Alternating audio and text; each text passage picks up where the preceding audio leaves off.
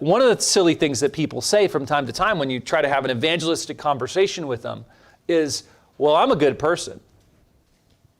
I keep the 10 Commandments. And you know what? They're wrong. If you've ever said that, I'm sorry, but that's a dumb thing to say. Most people don't even know what the 10 Commandments are, right? Think about it. They're probably thinking about the last 6 of the 10 Commandments. So let's just walk through these real quick, all right? The first one, honor your father and mother.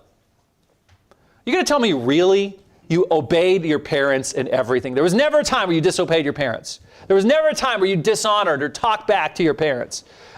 Jesus applied this to later in life when your parents are needy. You've never not stepped up to help your parents when they were in need.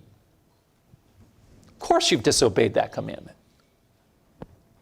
Another one is don't commit adultery. And you might be like, whew, that's one. But Jesus said that if you look at a woman, men, to lust after her, that you're guilty of that in your heart.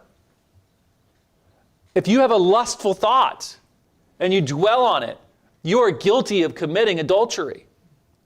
And I would say, who among us has not had a lustful thought? All right? One of them says, don't steal. Are you going to really say you've never stolen anything? You know, you never were the kid, you never stuffed the Brock's caramels in your pocket at the grocery store when you were 6 years old?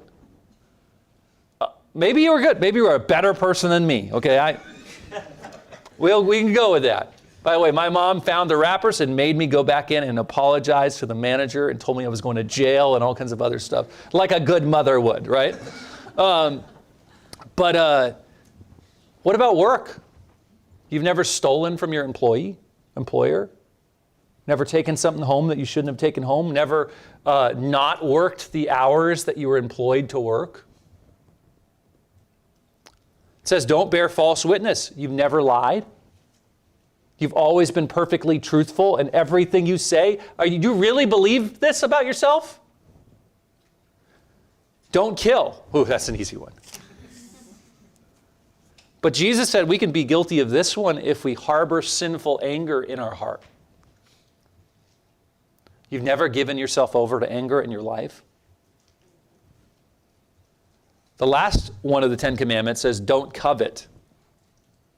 You know what? I'm just going to save you. You covet all the time. Everybody covets. That's just the last 6. Those are the easy ones.